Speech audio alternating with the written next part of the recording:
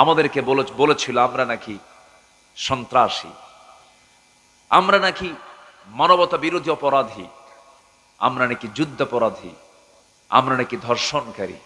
এরকম করে আলেমদেরকে বিভিন্ন অভিযোগে অভিযুক্ত করার জন্য চেষ্টা করেছে, মৌলবাদ বলে গালে দিয়েছে। সেই মৌলবাদ আবার নতুন করে কেউ কেউ আবার এই শব্দ আনার চেষ্টা করছেন। এই শব্দ কিন্তু পশ্চিমাদের তৈরি করা, ইসলাম বিরোধী শক্তিদের তৈরি করা একটা নাম হচ্ছে মৌলবাদ। মৌলবাদ বলে যদি কোনো মুসলমান গালি দেয়, ও হচ্ছে ইহুদি খ্রিস্টানদের পা চাটা গোলাম। মৌলবাদ গালি মুসলমানকে কখনো দিতে পারে না। এই গালি এসছে মুসলমানদের মধ্য থেকে না ইহুদি খ্রিস্টানদের মধ্য থেকে? তারাই গালি দিয়েছে। সেই গালি মুসলমানকে কখনো দিতে, যদি কেউ দেয় ভাবতে হবে ওরা আরেকটা এজেন্ডা বাংলার জমিনে কায়েম করতে চায়। রাগ করছেন? রাগ করলেও কিছু করার নাই। রাগ করলে কি করবো আমি? আমাকে হক কথা বলতে হবে তো। আমরা চাঁদাবাজি দেখতে চাই না,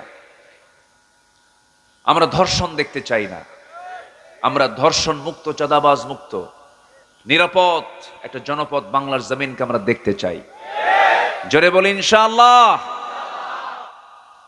সম্মানিত ভাইয়েরা, অনেক কথা আছে, আমাকে সময় দিচ্ছেন তো? আমি তো হতাশ হয়ে গিয়েছিলাম একটু।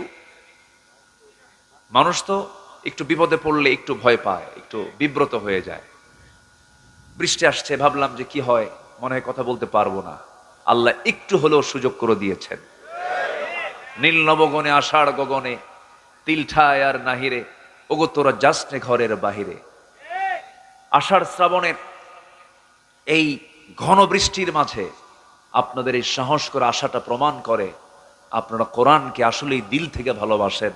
বলি আলহামদুলিল্লাহ, জোরে বলি আলহামদুলিল্লাহ।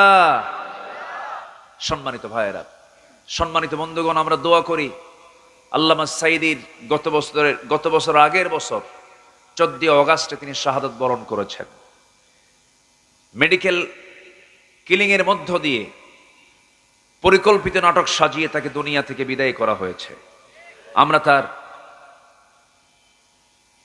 জন্য দোয়া করি, আল্লাহ পাক তুমি তার কবরটাকে জান্নাতের নূর দিয়ে মুনাవ్বার করে দাও। জোরে বলি আল্লাহুম্মা আমিন।